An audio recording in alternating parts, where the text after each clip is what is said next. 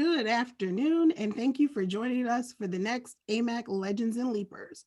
We've just opened the doors and we will begin the program shortly after we allow most of the audience in.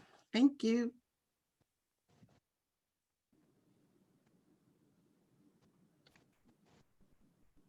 Come on now, we're never quiet during this moment. I know, I was gonna say, where's our music? I was Real. We're gonna get it together by 2021. Yes, we're normally, Cynthia and Kevin, we know people in the audience can hear us right now. We still show off, right? We normally dancing and Yes. Lauryn, go ahead, sing the song you sang last time. Well, I did. Wait, Ricky, you can't do that to me. me. We should have an Amac jingle. Well, we should have that. There you go. That would be like the Legends and the Leapers. Oh gosh, this thing No? is downhill.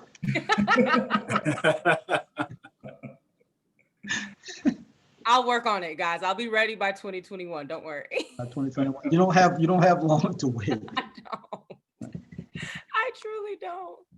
It'll be great though, I promise. I'll come with my A game.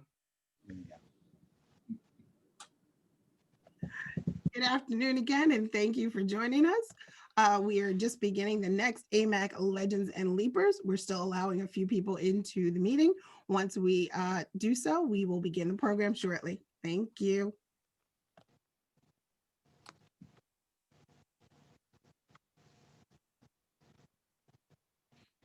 I just want everyone to envision that there is an Amac jingle taking place right now. That is like Ricky and I's voice going back and forth with some friendly banter. See, Ricky, you got it. You caught it, Ricky. You caught it. There we go. Yeah. We don't have the words yet, though, but we will. Ricky, you need to challenge her to come up with one for the next airing. I know. That's, you know what? Thank you, Kevin. There you go. There's your challenge. Lauryn, there's your challenge. Thank you, Kevin. Challenge accepted. I will get to work on that. I'm adding that to the repertoire. Jingle writer. You guys remember the Jamie Foxx show back in the day? Well, what's back in the day for you? Okay, touche. Back in the 90s. Okay, back in the day. You hear that, Kev? Back in the day. I wish. You know what? Back in the day for me is Cowboys and Girls. You remember that song? No. Yep. You, Kevin, remembers it. Yep. You don't remember Cowboys and Girls. Come on, Kevin, sing it with me. No. Oh boy! Look at the audience would fly out of here. Kevin said you will not do that to him. I was like, the only thing I know that has that same rhythm is Diamonds and Pearls, but that's different. But at least I know, you know, I don't know. That's a good one. I don't know that one. Ooh, maybe that should be our background, the music instrumental to our jingle. We'll work on it, Ricky. I'll come to the drawing board with some things. Yeah, okay. Go old school. Try some Roberta Flack or something. You know. Oh, okay. All right. There I can you do go. that. There you go. Now that I understand the vision. Well, we could probably go ahead and start. I just want to welcome everyone and thank you for joining us on this month's Legends and Leapers call. We've been convening for the past 3 months. And so just want to take this opportunity to thank all of our attendees who've been joining us month after month for these conversations that have been led by our moderators, Mr. Ricky Smith, our AMAC board chair, and Ms. Lauryn Mangum, our chair of our emerging leaders. So thank you for leading us through these conversations. As a reminder, we do have our past programs on our member portal.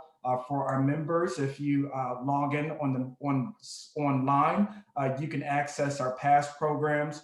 For this program, as a reminder, we do have a Q&A feature as well. So if you can get your questions together during the program, and you could drop them in the Q&A box, and we'll address them at the end of the program. Again, thank you for joining us for today's Legends and Leapers program. At this time, I will turn it over to Ricky and Lauryn. Well, thank you very much, Anthony. Thank you all for participating. It seems like each month we have an increase in participants. I think we have almost 200 people joining this call, so we really appreciate your interest in Legends and Leapers, a virtual conversation. Before I get into anything, because I don't want to get in trouble, because you know this show has no discipline. There are no lines. We're out of control. You may have witnessed that when we were talking before we actually went live. But this is real. I want to congratulate my co-pilot, the beautiful, amazing Lauryn Mangum Reed, who was recently married Saturday, to the equally amazing Dr. Andrew Reed. And so I want to congratulate you on your newlywed, being a newlywed. Let's give her a virtual round of applause, however you want to do it. Thank you, thank you, thank you, Ricky. I really appreciate it. Well, she hasn't stopped smiling since. Legends and Leapers is an attempt on the part of AMAC to bring a virtual conversation that with some levity. We're not throwing a bunch of technical stuff at you, so we're not going to talk about how to finance a project or how to develop, capital program schedules or that kind of stuff. Unless you ask the question, we will do our best to respond to it. We try to deal with softer issues. Some of them may be a little edgy, but still softer compared to some of the more technical conversations that you may have participated in. So with that being said, I'll first let my able co-pilot make some opening comments, and then we'll get into the show. Yes. So thank you all so much for the congratulations. I really appreciate it. Yes, my eyes may be half closed because I have really high cheekbones and I have been smiling nonstop, but I can see you and I definitely appreciate it. I just want to start off and I want to actually introduce our amazing speakers that we have today. So I want to start off with Kevin. Kevin is Director of Aviation with Louis Armstrong New Orleans International Airport. With over 40 years of experience, you guys, he's only 45, so he's been doing this for quite a while, but he started at a very young age, right? With over 40 years of experience in various facets of the aviation industry, Kevin applies advanced, innovative approaches to air service development, customer service initiatives, and construction project management. He is involved in many organizations that are dedicated to the advancement of aviation and related industries.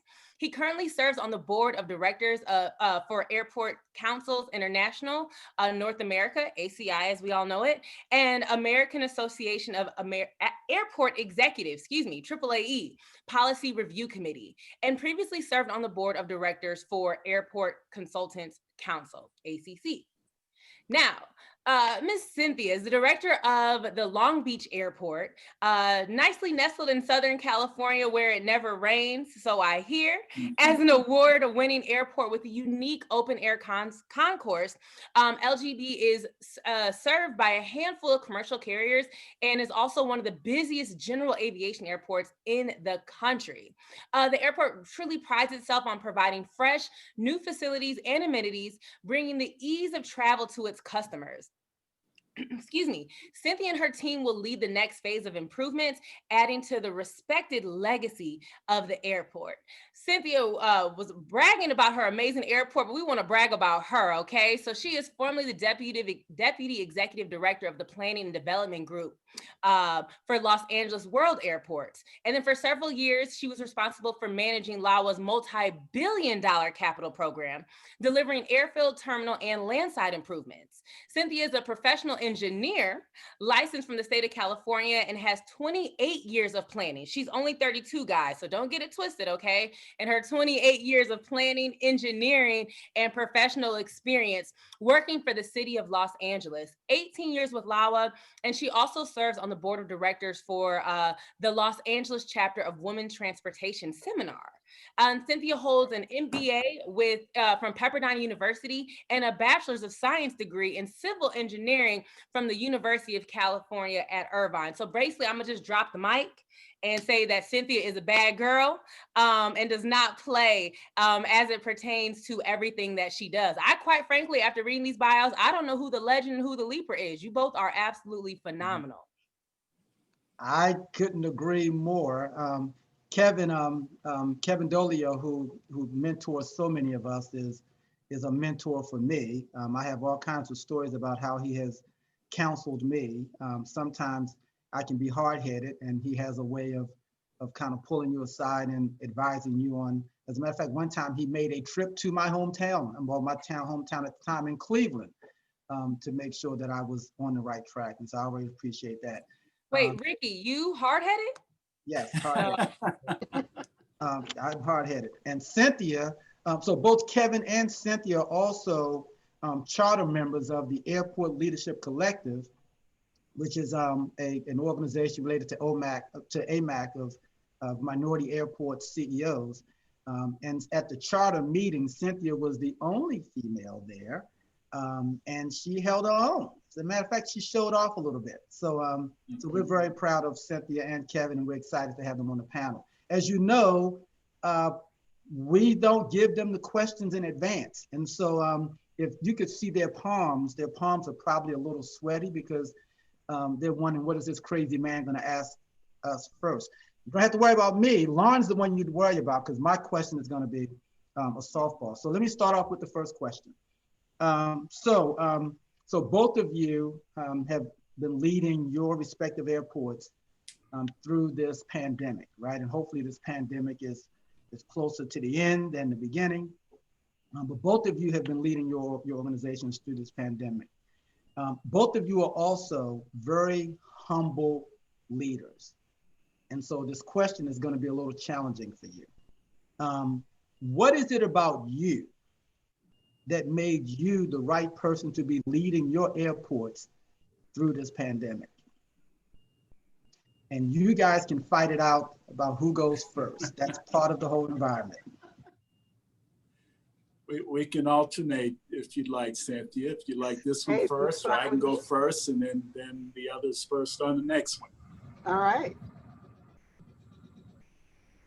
And by the way, Ricky, you might recall Cynthia and I agreed we'd have each other's back. So, yes, you did. Yes, you did. All right. So one rule we have is both of you can't go at the same time. Yeah. But one person does have to speak. Start. Yeah. I'll start. Yeah, I was gonna say, Let me start. And Go for it, Kevin. yeah, I'll go. And what made me the right person to lead my organization through this period? I think first of all, I'm very strategic and thorough. Don't miss a lot when faced with a challenge like this, and trying to look forward and project forward the proper actions to take.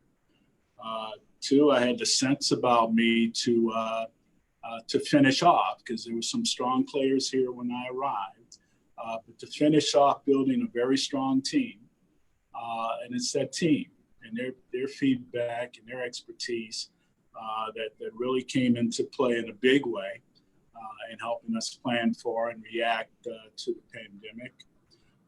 It's a lesson I learned early on. It'll sound very simple, but it really helps me through difficult situations. I had a boss at one time that had a habit of looking at you and saying, Kevin, just stay steady in the water.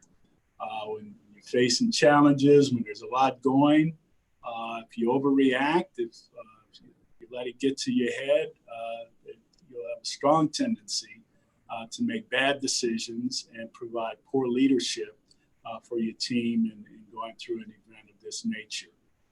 So Dolliole stays steady in the water. I might be going 1,000 miles an hour below the water, but you don't see that on the surface, and it keeps your team steady as well.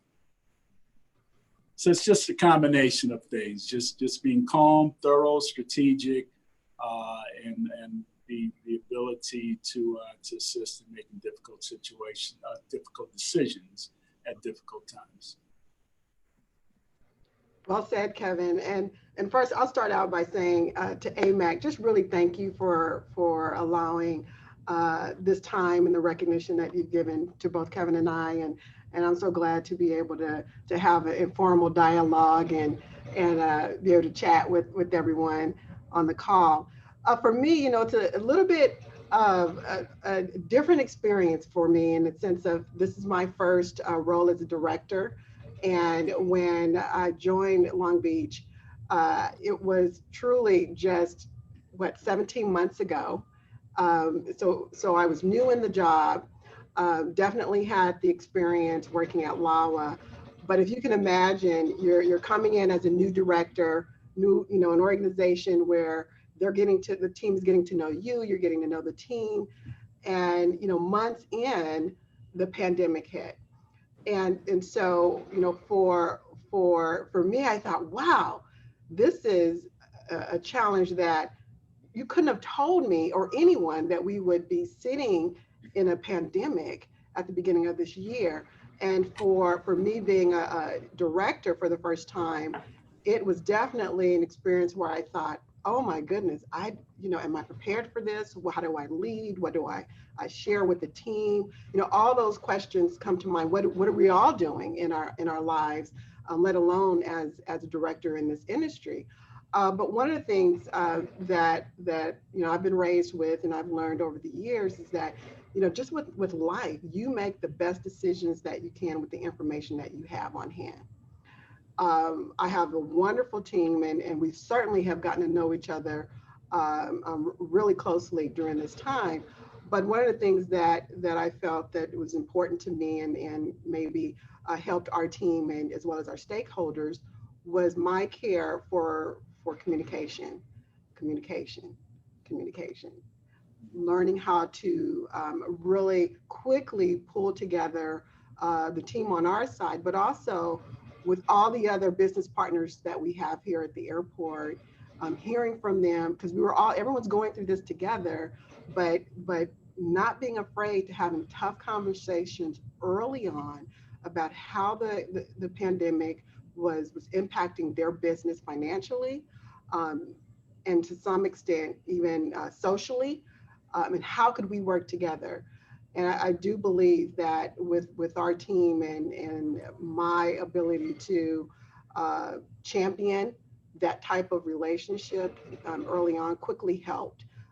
Certainly we've all learned a lot, but one of the things that we've been trying to iterate, and I've been trying to iterate to our team, is one thing we know: we're all going through this together. So, every idea, every thought, every word that we could say to encourage one another or come up with a solution, let's open it up.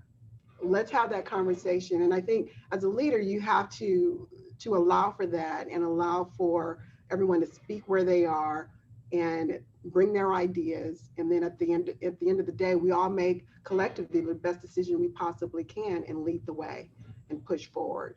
So, that's been, my experience these last year and a half almost. And certainly, for many of us, we've lived through the challenge of 9/11 when that first hit, and we learned a lot then. This is all on another level for sure. But certainly some of the things that we've learned about flexibility, recognizing that change is going to happen, has been happening, and will continue to happen in this industry because of the pandemic. We got to keep charging forward and leading the way. So speaking of change is going to happen, that it has to happen. I can't count the number of times where Kevin has pulled me or others aside in some kind of a huddle just to talk about how important it is to increase the number of women CEOs in the industry. I know he's passionate about that. Obviously, Cynthia, you're passionate about that. We heard you at the ALC that you're passionate about that. Why is that important? In this day and age, why is that a necessity? It's very important. And I grew up at a time where, and you're still seeing this now, but I grew up at a time where you didn't have a lot of whether it was women or people of color in certain positions. And you need, as a child, as a young person, you need to see that. And this is really for whatever role you play or desire to play in any business. You need to see examples, and it speaks to hopes, dreams, things that if you see it, you feel like you can obtain it. And so, for me, it is tough to see that there aren't a lot of women in CEO positions in this business. And for, as we know as directors, and Kevin will know this better than I, but when you're in a leadership position, there's a lot that weighs on you. There's a lot of decisions. There's a lot of things that you're responsible for. And to be able to reach out to others that either look like you or maybe have gone through similar experiences as you allows one, for you to learn, and you to also share what you learned along the way and support each other. And so when you don't have that and you don't see that, it does make it a little bit more difficult, because they're certainly out there, and we know that the capability is there, but we do need to see different cities or different commissions or different places across our nation give those whether it's women or people of color, those top positions, because we know that there's a desire there to fill it, and we know that there are people out there. So that's why I want to encourage that. I want to see more. I should not be one of the only at this point, not in 2020. We should be much further along. And so I hope that there is change, coming. And I want to be a part of that. Cynthia is absolutely right, and very well stated. Cynthia, she's right on point with that.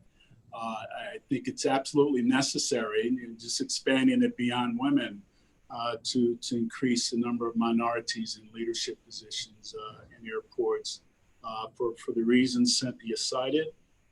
Ricky, as you pointed out, I've touched you over time and others, and I did that, and I do that because when I came along, I was one of maybe 10, and I had a mentor, but I had not many other people to go to, not many people to touch me on the shoulder and help steer me away from making bad decisions or enlightening me as I stepped through the door on things I might expect. I didn't necessarily get that. So when I have the opportunity to pass it along, I take advantage of the opportunity. But there's another very important reason. We create opportunity in our industry for small businesses through DBE programs. Then there's a couple airports out there, which the DBE programs are very important. And there's a couple airports out there that have been proactive in creating programs that are geared to assist mid-sized companies as they grow out of DBE programs, to ensure they still have opportunity to work in airports and the ability to compete against larger companies. And both are good, and we need to see more of the second program. We definitely need the DBE program to stay around, but those programs, I don't think will necessarily deal with the underlying issues in truly creating a level playing field in the industry. I think the key is increasing the number of minorities in CEO positions or leadership positions in airports. Folks that won't step in with, there's natural biases that work against minorities in moving into leadership positions, and minorities in gaining opportunities to work in airports. So I think it's kind of a twofold thing. You need more, I think, because it's more resources for us to tap into, people that are like us, think like us, that we can comfortably relate to, but also in being a long-term permanent solution to leveling the playing field is having more minorities in leadership positions in airports. You both said something really profound. You both said a lot of things that I'm kind of like taking mental notes here. But a lot of times we think about AMAC, we think about just airports as far as minorities and kind of what that trajectory looks like for minorities within this aviation space. And I know one of the things that we talked about early in a previous segment was just where we see a lot of us at. And so my question for you guys is, for those people, whether they are minority business owners, whether they are gate agents, et cetera, kind of twofold question. One, when you started and got into this industry, was being the director of the airport, being in that CEO, being in that leadership position, was that your mindset? Was that your goal starting out? And for someone that's just getting into the industry, kind of give them some guidance on what they can do to take those steps or figure out what that path looks like for them to get into those positions of leadership within the airport. Well, I go back beyond airports. I go back to the Model T Ford. No, just kidding. But I started a long time ago with an airline, and when I started with Eastern Airlines back in 1976, I was still in school. All right. I was actually part-time with Eastern. I was still in school, but I was an agent, but I was it. I was the only person. As I continue with Eastern over the years, I finished school. I leave home and transfer with Eastern to Atlanta. Our largest operation gave me opportunity to move into supervisory and management positions. Again, I was one of a few, but I always had the drive to keep advancing, right? But one of a few. And I had twofold in issues working against me, or challenges, was my age and my race. I was one of a few, and I was very young. In my mid-20s to early 30s, I was supervising and managing people old enough to be my parents, and they didn't look like me. So it was challenging, but still the drive and wanting to advance. And if Eastern hadn't gone away, I never would have left, because I was progressing through the ranks of management with Eastern, and they were good to me, and I guess I was good for them. But anyway, Eastern goes away. I move over to the airport operator side of the industry, and again, I'm accustomed to being one of a few. And I was a deputy director for a number of years in New Orleans, and always intended to move up into the director's role in an airport.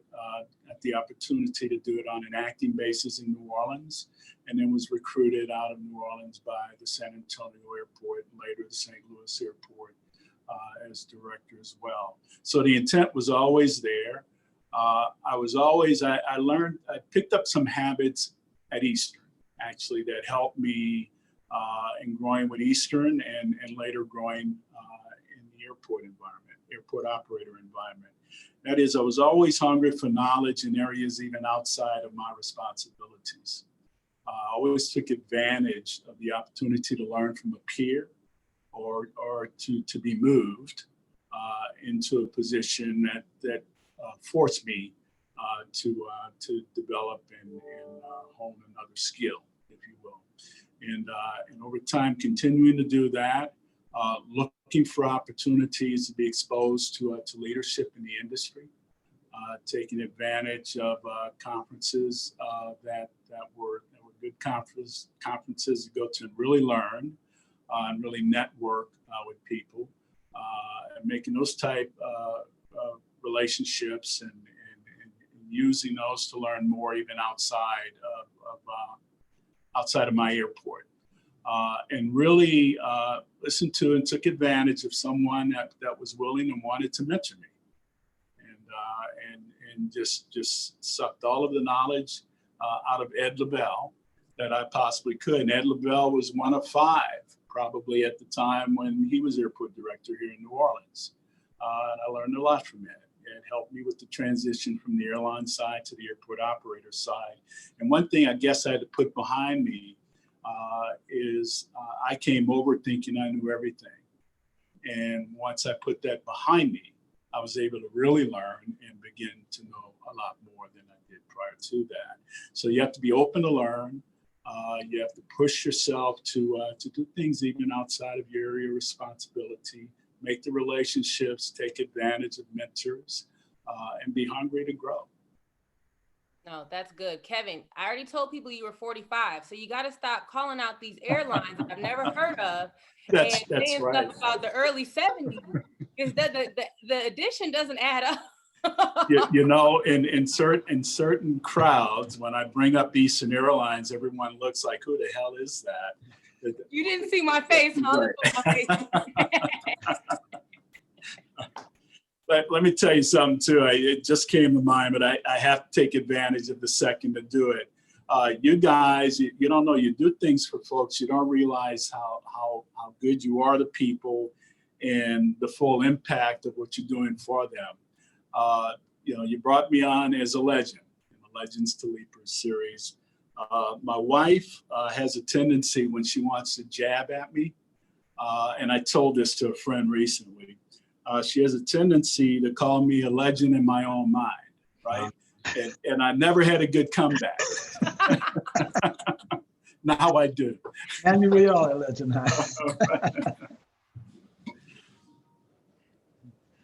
So I'll share a little bit of my story because, Cynthia, you're not going to tell us that somebody says you're a leaper in your own mind, are you? No.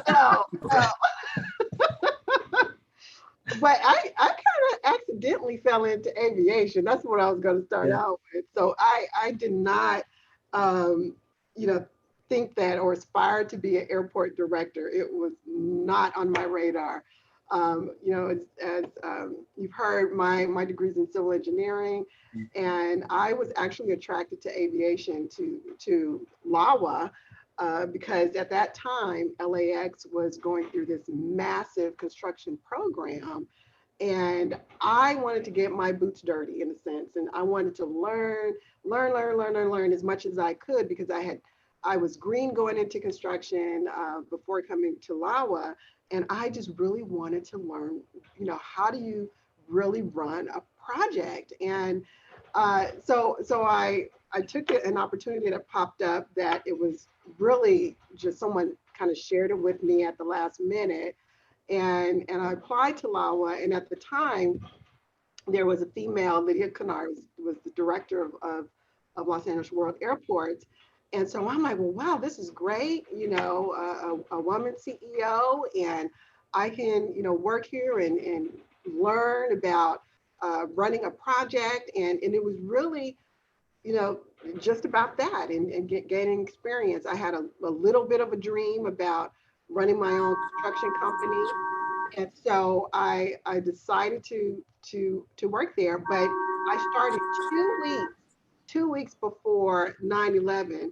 Somebody better get that phone. 2 weeks before 9/11. That's probably WB calling Kevin, but anyway. I'm sorry. I'm sorry. That's all right. I'm like, hello?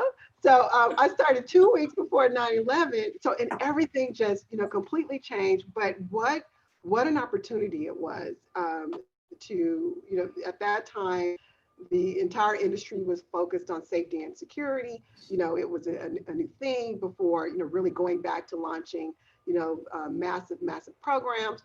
But I learned so much and really quickly got to know, just so many different facets of the aviation industry because we were, being reassigned at different places just to deal with response.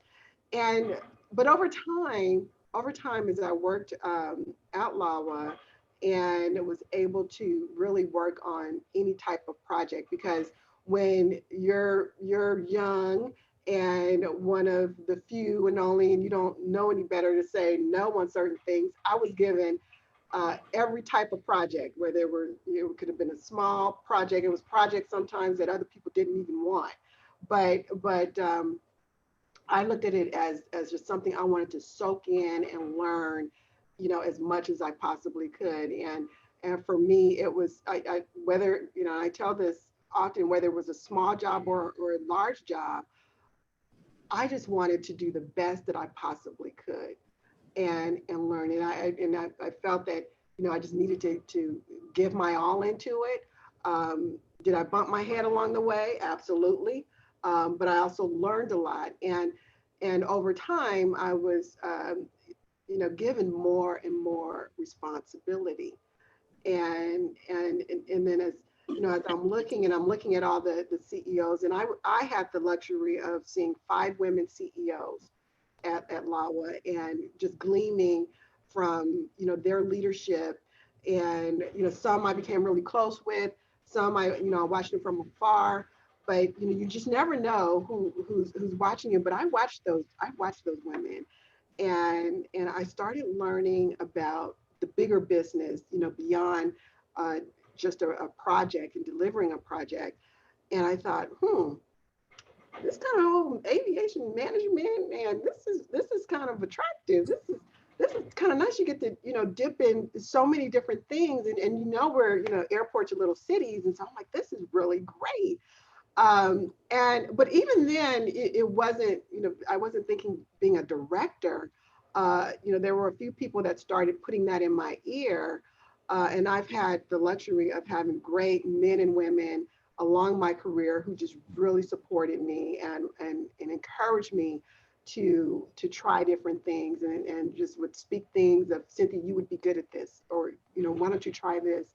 And I took those opportunities, and I am a strong believer in every day you need to learn something new, every day. And well, I'll leave that joke aside, but you learn something every day. No.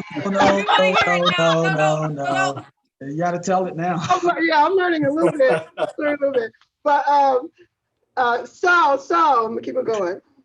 But I would tell and encourage, for anyone that's really looking for a leadership position, don't tell yourself no. And really take the time and push yourself beyond what you think, where you think you should be. And for me, like I said, I never really aspired to be the director, but when the opportunity came, and I looked at it and did some prayers, because you have to be shored up and really sure. I stepping into it and realizing, what, this is a great experience. This is something, to lead an airport, you just can't take it lightly.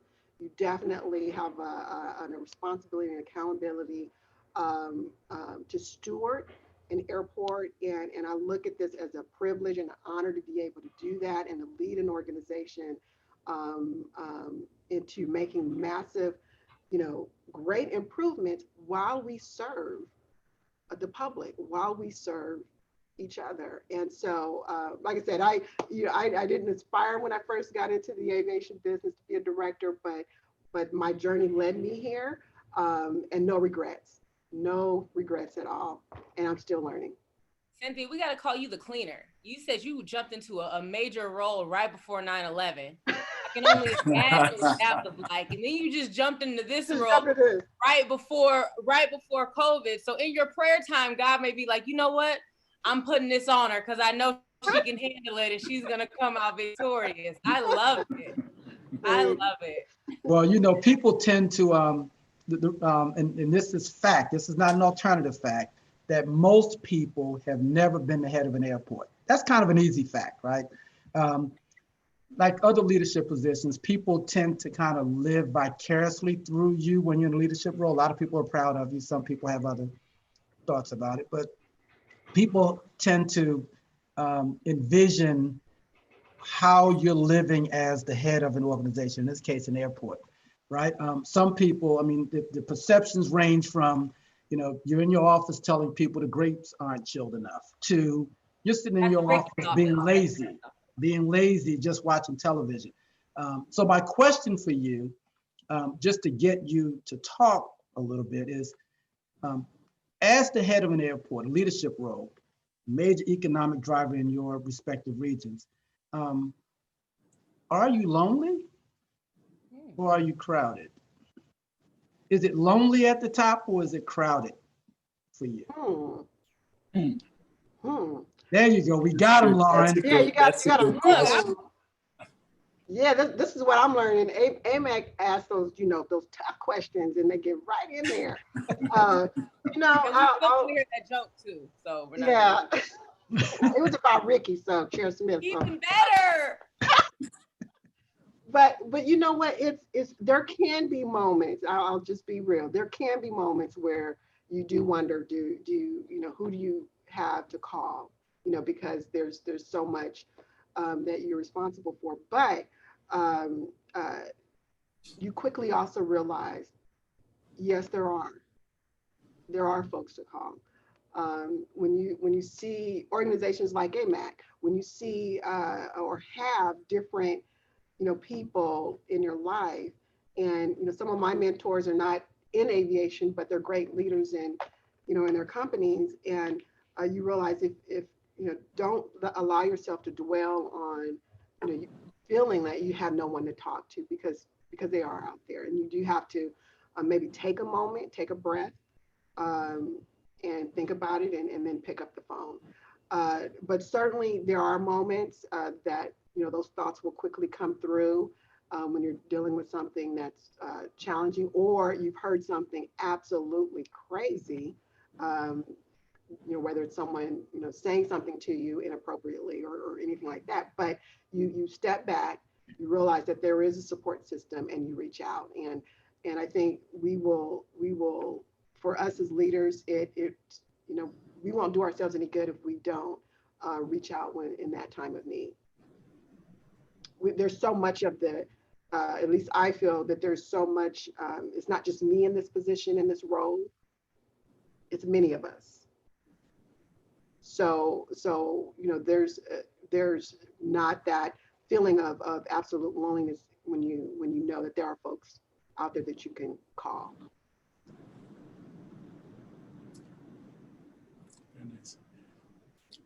Well, let me give a stab as well. Hope I can give as good an answer. But Ricky, I think you were alluding to something when you asked the question of folks living vicariously through you when you had an airport. And that is, I think the answer is kind of twofold again. It can be both. It can be crowded and lonely. It can be crowded at certain levels and lonely at the moment of truth. And what I mean by that is, as we all know, that the airport industry, running airports, is one job, one profession that everybody in town can do, but nobody can, right? So there's advice ushered your way all the time, and there's questions pushed your way all the time that really you wonder, okay, why is this coming? These folks realize that we're professionals in what we do, and that we're very thorough and thoughtful and making decisions of the fate of an operation that's so very critical to the region. So sometimes you do feel crowded, but then all of that goes away when there's something very tough to deal with. You can get all kinds of good advice.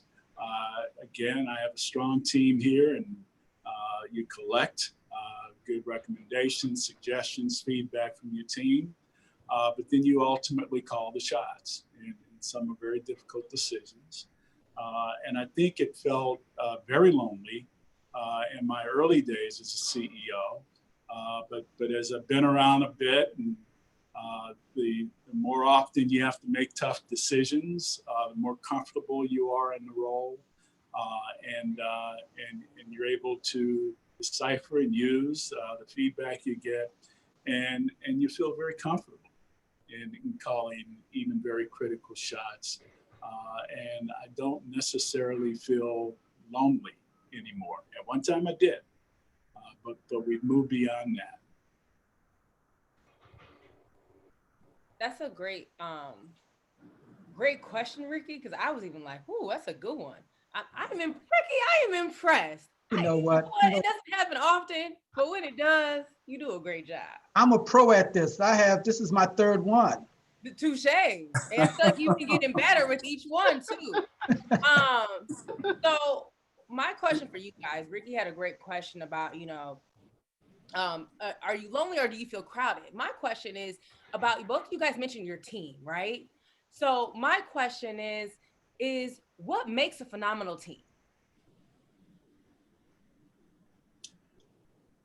Well, I think it's, you know, in my case, you're trying to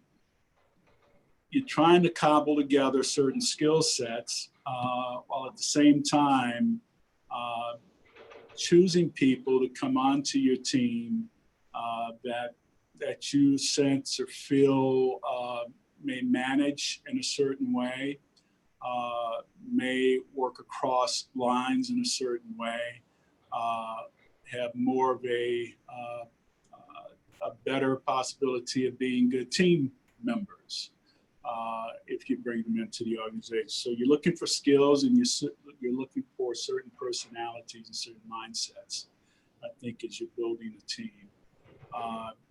And if you cobble together, if you manage to, sometimes you're fortunate and you put absolutely the right team together, you have a unit that works together truly as one.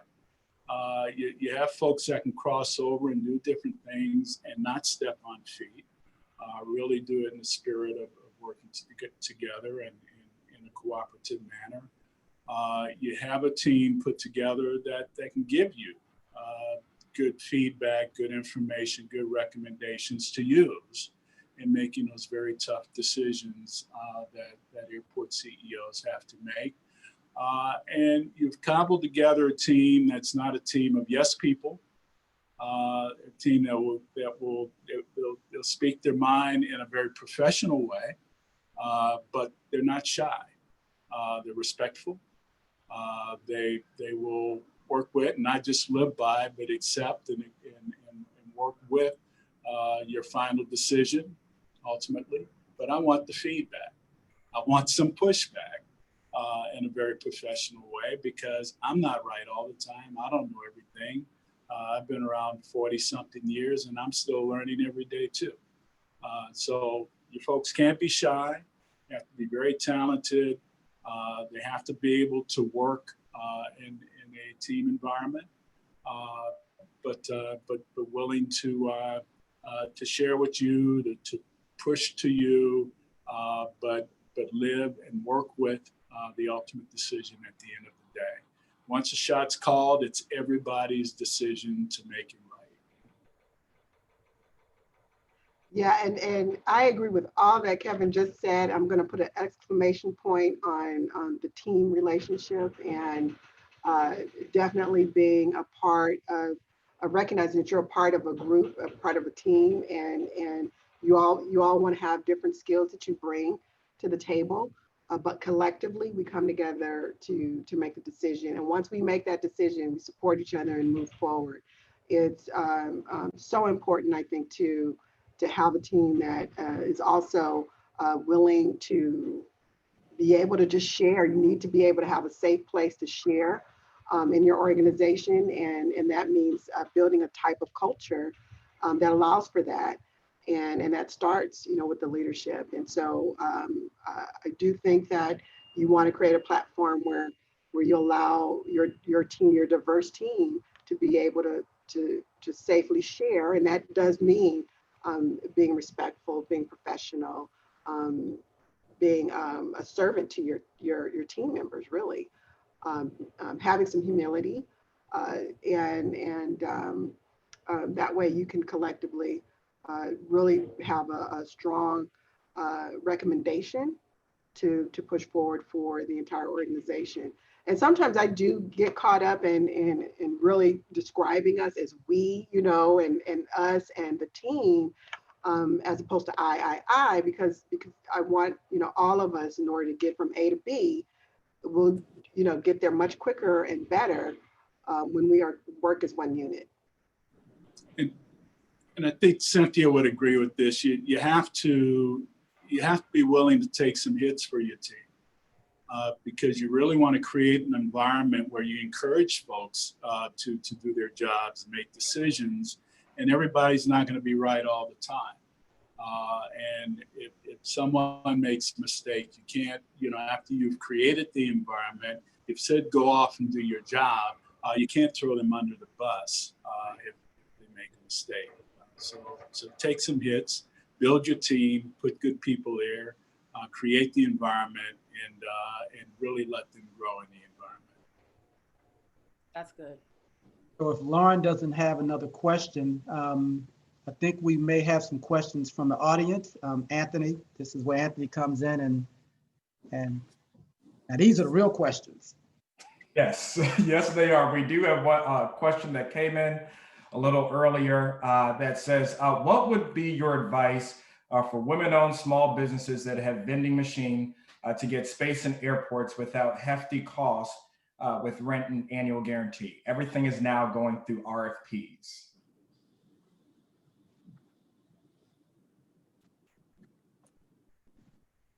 I'll start out by. We go ahead. No, I was just going to say for us, and our airports are a lot different. For us, we're a small airport, so it's a lot easier for us to try different pilot programs, to do different things because we're so small. And so, to get a vending machine in here, we probably have a lot more flexibility to do that. But I would say it also depends when it's a small business looking for an opportunity, really getting to know that airport that you're trying to conduct your business in. Is it a right fit? Is it something that can work for what the airport believes is the right passenger mix that's there? And then get to know if we're not actually in a procurement process, getting to know the airport, getting to know the team members to understand what is it that is important to the customer or passenger profile at that specific airport. So I think it varies depending on the size and what type of environment that your airport is in that particular city.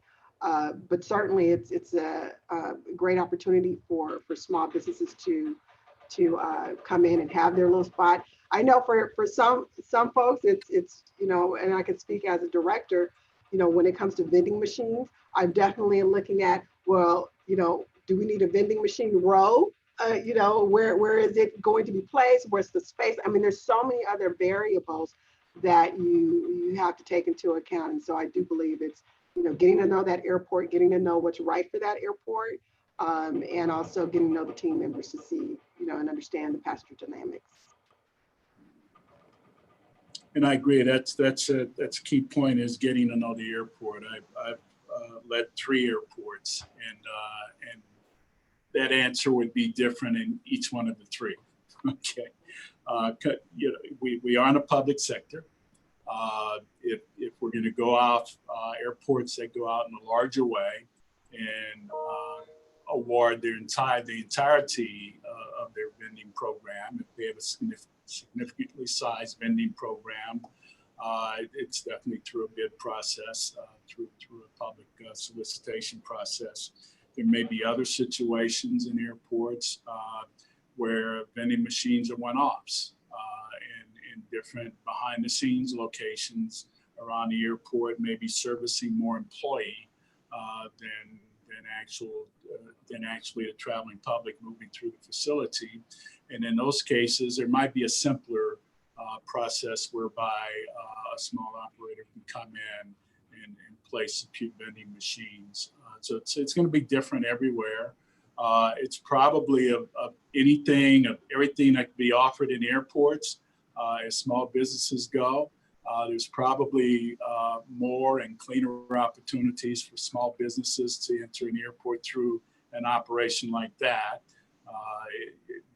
than most any other type operation. So if you're looking for something small, if you're looking to come into an airport in a small way, you're in the right area. But you have to know your airport and where your airport is in a program of that nature. So when you become an airport CEO, you get like 10 or 15 contracts that you can just give out to anybody you want. Right. Question: how do you guys handle those contracts? Right. Well, you don't. I don't think either one of us would be here today speaking to you. You get a contract. You get a Right. All right, so we have another question that came in. Question says, is there a push during COVID to optimize staff and reduce work effort with the reduced travelers or try to spread more work around to all staffers? Cynthia's looking at you, Kevin. Well, yeah, okay. All right. I think I caught the question. You might have seen me leaning forward to ensure I heard it. It's been well. Let me back up some and let me address it this way first. Airports through the pandemic have really suffered financially due to, of course, the lack of passengers moving through their facilities, in which passengers drive all of the revenues, essentially, or let's say the bulk of the revenues in an airport operation outside of the airline revenues. So with no passengers moving through, there's very little in the way of revenues coming in. The Congress steps up with a program. It's called the CARES Act. That supported different segments of different industries in our economy, airports being one. And airports participated in the program, but a condition for participation was that you retained your workforce. So one part of that question, reducing your workforce and pushing more work to others, was not an option. We didn't want to, but it wasn't an option had we wanted to. So we have our workforce. We did take advantage of the CARES Act funds. We will take advantage of the next package that comes out. We'll retain our workforce. Work assignments stay pretty much the same. The work environment changed significantly. There's folks working from home. There's folks on the job. Maintenance types that have to be here or are situated differently physically throughout the facility.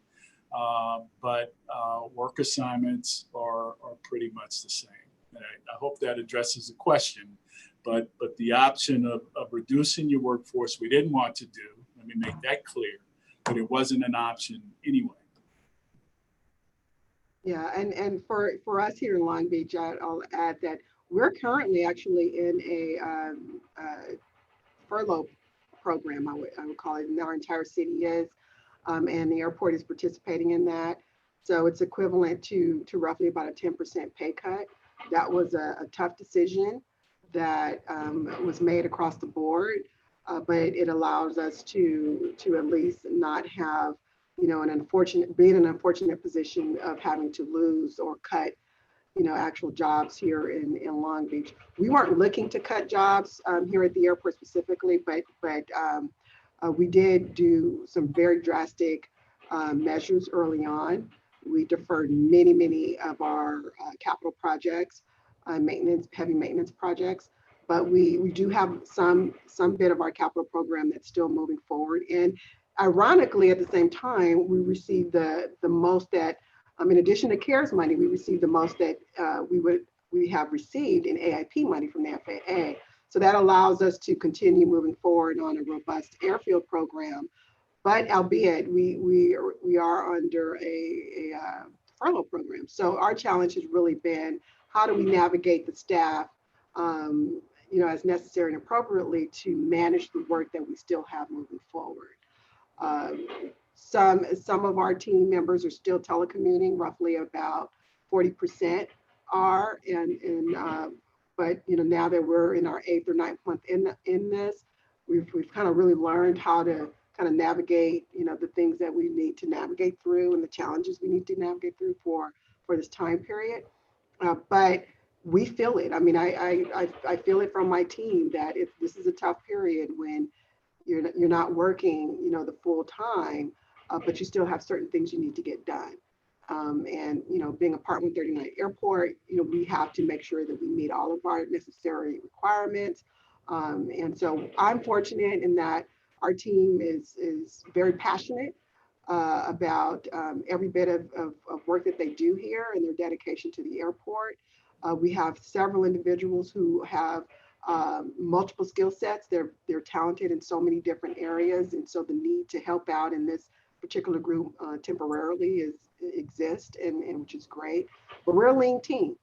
And as I said earlier, what this pandemic has also taught us is how much we need to stick together, pull together to get through the challenges of the day. Do I see brighter skies ahead, brighter days ahead? Absolutely, in 21. Looking forward to it. But right now we've all hunkered down, accepted our, the challenge of our schedules, and still pushing forward. Thank you. Well, thank you. We're just about at the top of the hour. Just want to thank our panelists for today. Thank you, Kevin, and thank you, Cynthia, for your knowledge and speaking with us today. Thank you, Ricky and Lauryn, for leading the conversation. Thank you, attendees, for joining us today and for your questions. We look forward to seeing you again next month on January 27th, the last Wednesday in January, where we will welcome Greg Paradis and also Kiva Rodriguez. Greg Paradis heads Paradis Lagardère, and Kiva Rodriguez is the deputy chief at the Baltimore Washington International Marshall Airport. So we are looking forward to their conversation as well. Again, thank you for joining us. We look forward to seeing you next month. Have a safe and healthy, happy holiday season. Happy holidays. Thank you.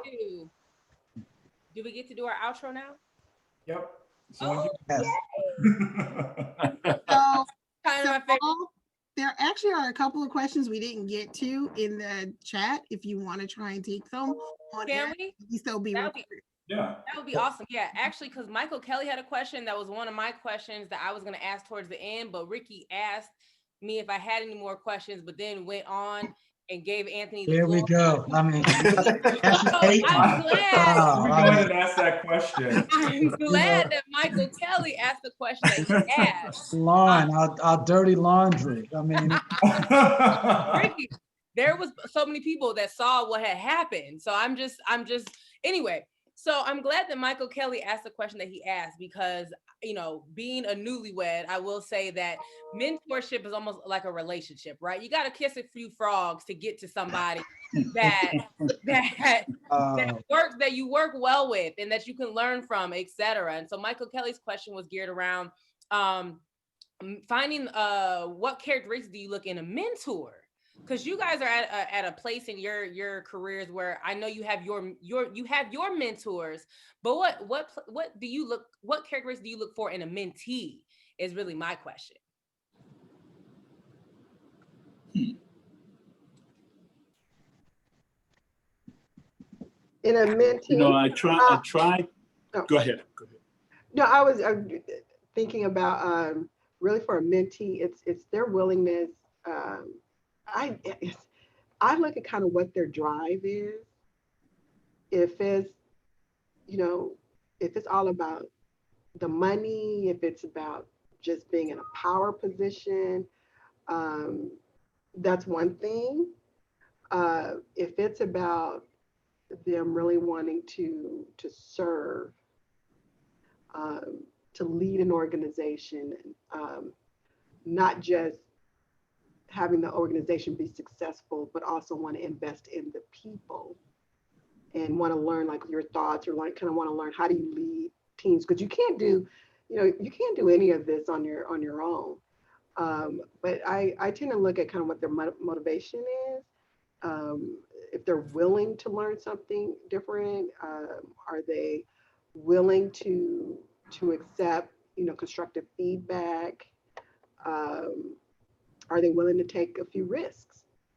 I mean, those are kind of some of the things that, I look at, when I'm approached with, wanting to start a mentor-mentee relationship. They don't have to have it all figured out, for sure, because I know I didn't have it all figured out. But are they willing to be flexible? Are they willing to learn and try different things? And that's where the risk is. Are they willing to do that? Yeah. And I agree. And I would add to that too, are they self-starters?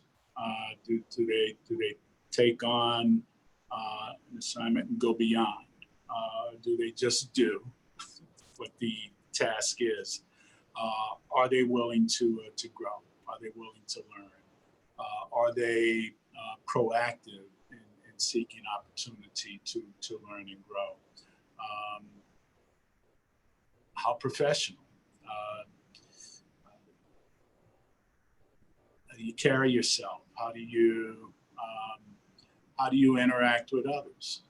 Do you, even in your area of responsibility or the work group you in, do you show some leadership traits? Is there something there that can be groomed and grown? So it's essentially those type things. You don't always hit right. I think 9 times out of 10, though, when you've identified someone that would be a good mentee and that you can grow, it works out. Mhm. Thank you. And hopefully that answer helped Alexis as well, because that was kind of around her question, her just being new to airport operations and really trying to market herself and put herself in a position to grow within this industry. So I think that definitely helped both Michael, Mr. Kelly, and Alexis as well. So thank you guys so much. And we have one more question as well that came in if we have time. This question came in from Gary. It says, do you attempt to rotate your leadership team through different roles to help them become well-rounded, especially if they show a desire to work their way to director CEO position? That's a good question. It's close to home. When I spoke earlier about a habit I picked up at Eastern Airlines, and I was able to sell that habit, if you will, for lack of a better way to say it, to the CEO I work for at the New Orleans airport. That was exactly it. At Eastern, once you moved into management, the company believed in moving you through different areas of responsibility to grow you and to prepare you to advance in the company. I brought that request with me after I'd been in the New Orleans airport for a while, and that CEO bit off. And the situation was different. The opportunity was there. And I was able to shift through 3 different deputy director chairs. So I led 3 different divisions over time and really learned the operation. And it's proven to be very beneficial as I've stepped into a CEO's role.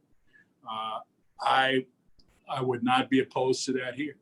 Of course, I couldn't rotate everyone, but if some people show the potential and the drive and the desire to want to move up and the opportunity presented itself, I wouldn't be opposed to giving someone an opportunity in another area or another division.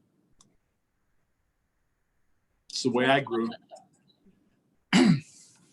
Sorry, go ahead, Kat. I didn't mean to interrupt you. No, that was it. So it sounds like if you both are very open to the opportunity, they just need to make sure they communicate what their goals are so that you can help kind of nurture that for them. Right. Mhm. You don't want to do it just for the sake of it, and or just because. If there's something you're really shooting for at the end of the day, then I'm going to do everything I can to help you get there. Definitely, I love it. Ricky, what about you? Because you happen to be a CEO of a small airport out there in Baltimore.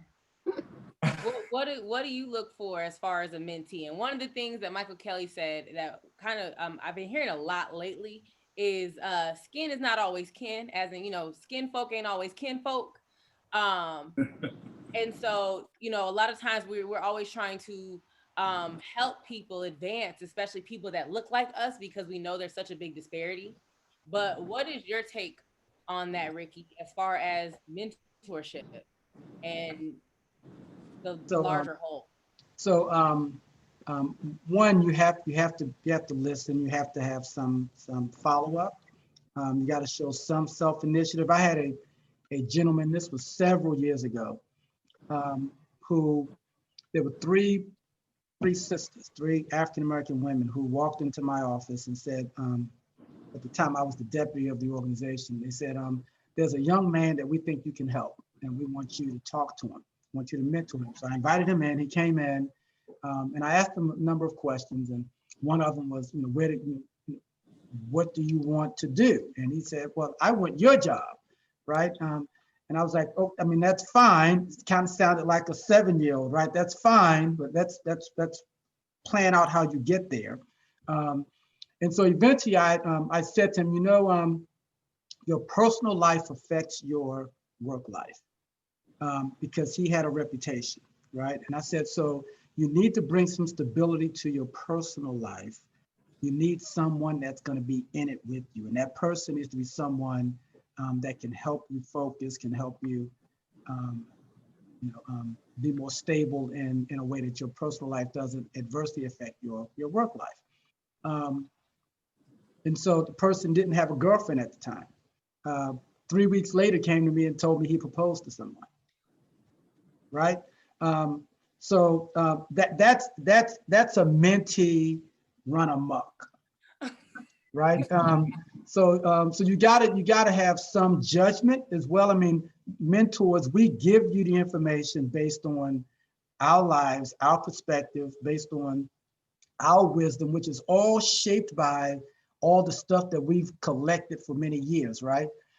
That doesn't mean that what we tell you is always right or applicable. So you gotta have the ability to filter and apply what we're telling you in a manner that works for you, right? And so mentors have to be willing to listen. They gotta have some resolve. They have to be able to follow up, because you're wasting your time if you're giving them advice.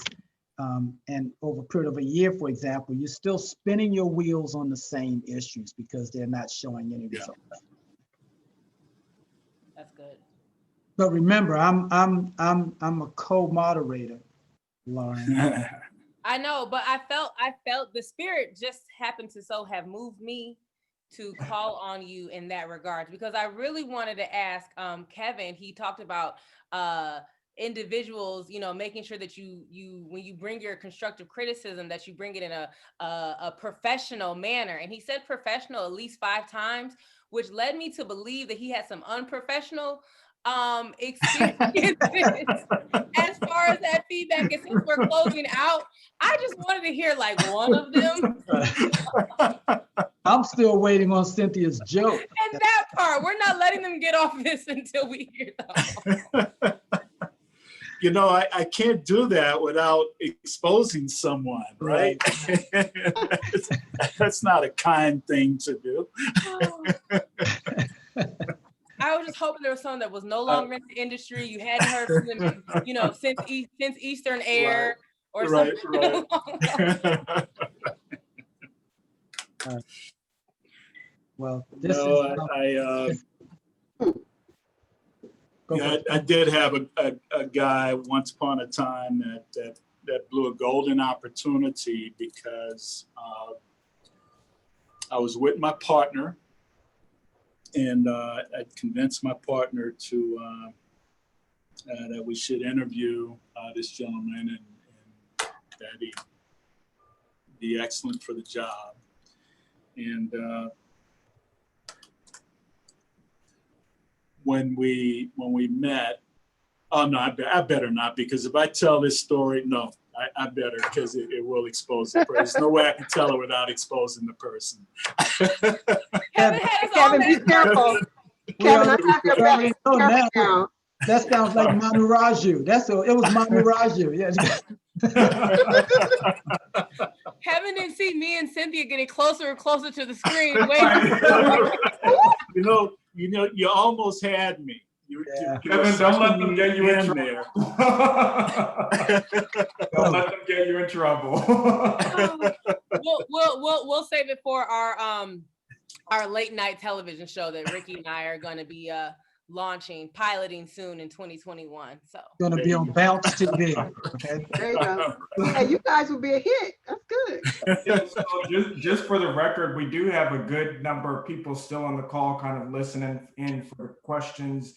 I don't think we have any other questions that came in through the Q&A. So just want to at least thank you for taking a few extra minutes to stick around and talk to us a little bit more. But if we have no other questions, and if we're all good, we're probably going to end this platform. That's all right with you? Thank you very much. All right. Outstanding, guys. Thank you. Great. Thank you very much. Thank you so much. And look, too. thank you You too, guys for Lauryn. doing this. I look forward to watching future episodes as well, future sessions. Well, Thank we're you. renegotiating Lauren's contract, so we'll see. Thank you. I need more money. So I've married now, so we gotta figure something out. All right. Can we end with Cynthia telling her joke?